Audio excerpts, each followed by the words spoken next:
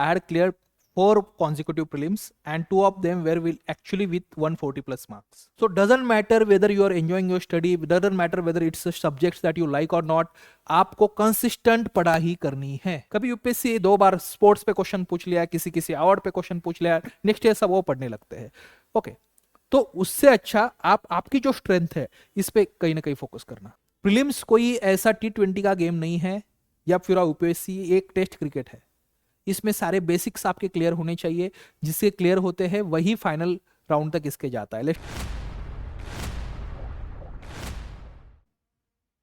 Hello, कैसे हो सब लोग आप? तो when I was preparing for prelims, okay, I had clear 4 consecutive prelims and 2 of them were will actually with 140 plus marks. Okay, and every time I cleared prelims, it was well, my marks were well above cutoff.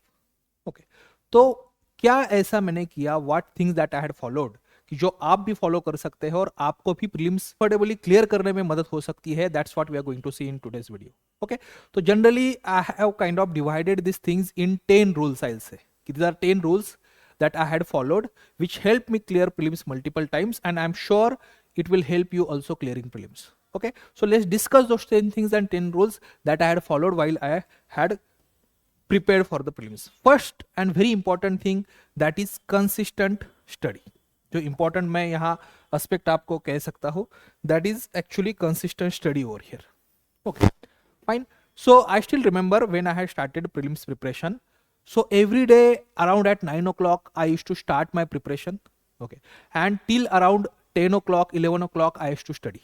Of course in between there used to be some breaks, but I used to do this every day. I'll wake up at morning 8 o'clock, let's say. Okay, I'll have my breakfast, I'll go to my reading room, I'll study there. In afternoon again there will be a small break, again I'll start studying. Evening I'll go for walk for half an hour, I'll again study. Okay, so doesn't matter whether you are enjoying your study, doesn't matter whether it's a subjects that you like or not, आपको consistent पढ़ाई करनी है. That's a very important thing. There is no other way of clearing prelims or clearing this exam. Okay, second thing that you must understand is the planning. They always say this, right? If you fail to plan, then you plan to fail. तो यह सही है, planning काफी important है. Okay, चाहे वो आपका prelims का हो, मेंस का हो, आपके एक पास एक प्लान होना चाहिए कि for example I am studying for prelims let's say for 6 months. तो उसमें ultimately her month what will be my planning. Okay, फिर उस वीक को, मंथ को मैंने वीक में डिवाइड करूंगा और उसमें हर day what I am going to read, ये मेरे प्लस होना चाहिए. It should be written over there. Okay, that is very important. Then only आप एक प्रॉपर गाइडेड आप कह सकते हो प्रिपरेशन कर सकते हो.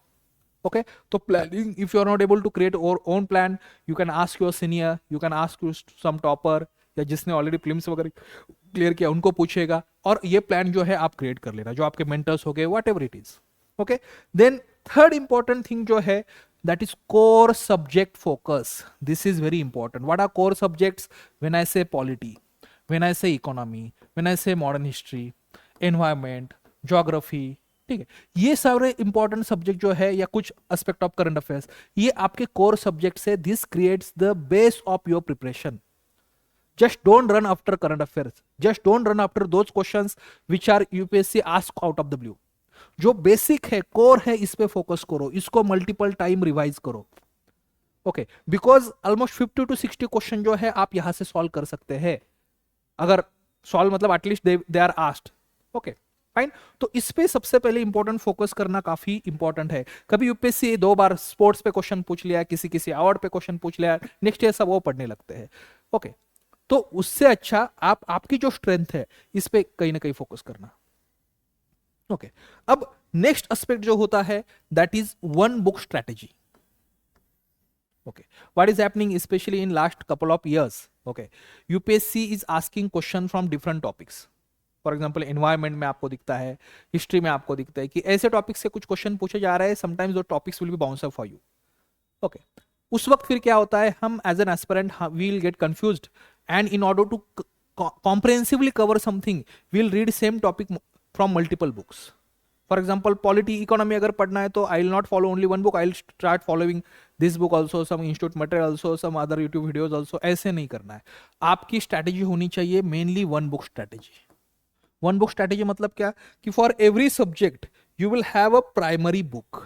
फॉर एग्जाम्पल अगर पॉलिटी के लिए मेरे पास बुक है for example Laxmikanth, okay. Environment के लिए लेट से मैंने शंकर आईएएस का बुक है, ये मेरे लेट से प्राइमरी है, किसी के लिए अलग अलग हो सकता है, उनका वो प्राइमरी बुक एक मेन बुक है, ओके।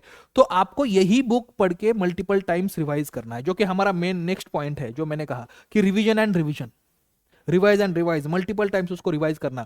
फिल्म से पहले कम से कम आपकी 2 या 3 बार आपकी जो है उस पर्टिकुलर बुक की या ओवरऑल सब्जेक्ट की रिवीजन होनी चाहिए।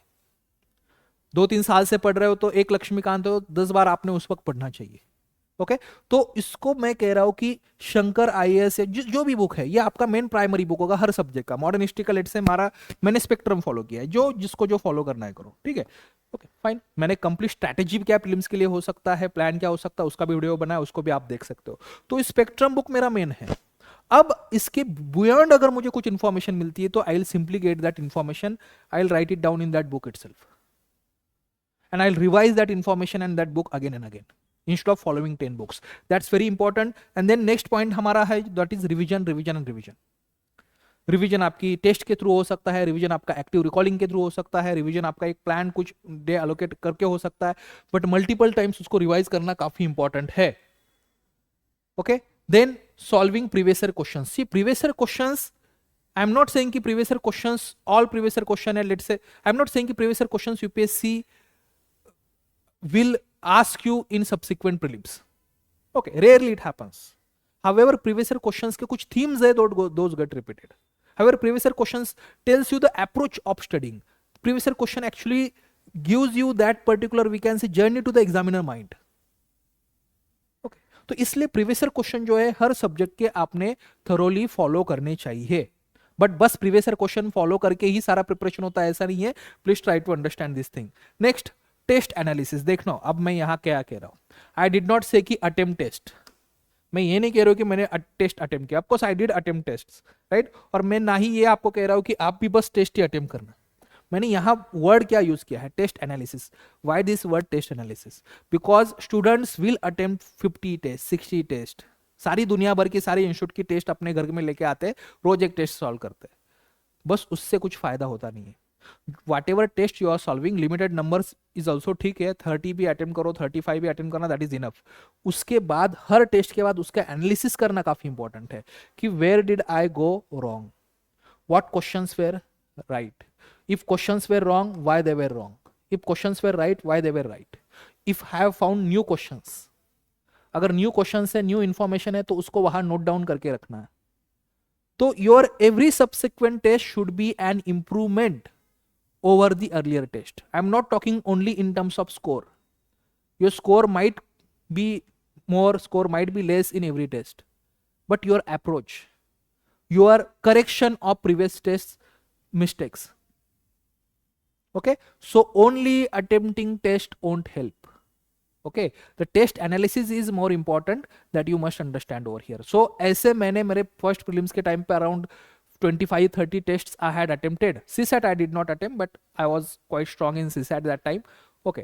तो बाद में आपको जब 2-3 साल मैंने प्रीलिम्स कंटिन्यूस क्लियर करा तो मैं CSAT अटेम्प्ट करने लगा, CSAT भी डिफिकल्ट होने लगा, और दूसरा है कि I also started forgetting that I had earlier learned as a part of maths, engineering and all that, ठीक है फाइन। तो लेकिन CSAT जब पहले मेरा अटेम्प्ट था तो मैंने 30 अराउंड 25 के आसपास टेस्ट अटेम्प्ट किया था, और every time I analyse that test, और मुझे लगता है वो सबसे इंपॉर्टेंट पार्ट था उस वक्त मेरा, ओके। चलिए इस पे मैं डिटेल एक वीडियो भी बनाऊंगा कैसे इसको कर सकते हैं। Then solving random MCQs. Solving random MCQs मतलब क्या है कि unplanned, you are reading, you are there in your reading room, you are sitting there, आपने किसी का बुक देख लिया, किसी subject, a random subject, you are not even studying that subject, you are studying geography now, and the study student जो subject वो पढ़ रहा है शायद वो आईआर है, और उस पे उसके पास कुछ एमसीक्यूज है, just get those MCQs, try to solve those, okay. Randomly या इवनिंग में 15 मिनट ऐसा ब्रेक के बाद आप आ गए आपके टेबल पे, और आपने किसी एमसीक्यूज को देख लिया, किसी बुक को, और उस पे 10-15 एमसीक्यू सॉल्व कर लिया, डजंट मैटर विच सब्जेक्ट से, कौन से टॉपिक से, वेदर आपने पढ़ा है नहीं पढ़ा है, क्यों? Because this will create a mindset for you, that is exam ready mindset. What is that exam ready mindset? Doesn't matter whether a question is asked from the topic that I have studied or not, I am still going to positively approach that question. That is an exam ready mindset, okay. That will get created if you solve these random MCQs, Okay, then in these random MCQs, whatever knowledge base you have, you will try to apply that. If you will try to apply different tricks there, जो कि आपको actual exam में काफी काम आता है, because in actual exam hardly there will be 30-35 questions जिसके आपको परफेक्ट आंसर पता है. In many other questions you will have to do some guess work, you will have to use some existing guess work. ये आप थोड़ा याद रखिएगा. Okay चलो, अब नेक्स्ट आते हैं जो रूल मैं कह सकता हूँ, that is solution strategy. Solution strategy मतलब क्या है कि फाइनल जो मैं प्रीलिम्स का एग्जाम अपीयर करने वाला हूँ, जो फाइनल मेरा पेपर होगा, जीएस पेपर और जीएस पेपर जो सीसैट का पेपर है, तो उसको कैसे सॉल्व करना है. Whether I am going to solve this in 1 iteration, whether I am going to solve in 2 iterations, whether I am going to solve this in 3 iterations, when I am going to mark those circles. Okay, whether I'm going to first of all skim through that particular question paper and then going to start with these questions which are my strong area, which is my strong area. ये सब की अलग अलग आपकी strategy होती है. ये strategy को पहले ही ट्राई एंड टेस्ट करना ड्यूरिंग योर मॉक टेस्ट. ये लास्ट में जाके प्रीलिम्स में चेंज नहीं करना है एग्जाम में. इसको वहां ट्राई करना, उसको मल्टीपल टाइम्स टेस्ट करना उसको, और फिर जो आपकी स्ट्रैटेजी एक क्रिएट होती है इन टर्म्स ऑफ कि कितने आइट्रेशन में सॉल्व करना है, वेदर पेपर को फर्स्ट क्वेश्चन से स्टार्ट करना है या आपका जो स्ट्रॉन्ग सब्जेक्ट है उससे स्टार्ट करना है. ओके, वेदर सर्कल्स आपके एंड में आपने मार्क करने हैं या इमीडिएटली आफ्टर क्वेश्चन सॉल्व करने के बाद मार्क करना है. ये सब कुछ आप यही आपका डिसाइड कर लेना. छोटी चीज लगती है बट काफी इंपॉर्टेंट है. कौन सा पेन वहां मार्क करने के लिए यूज करना है, इवन वो भी.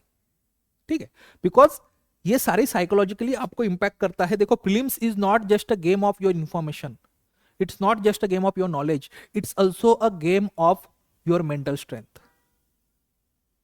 ओके, तो प्लीज उस मेंटल स्ट्रेंथ क्रिएट करने के लिए what ever things you need वो आप कीजिएगा, जो मैं आपको यहां बता रहा हूं.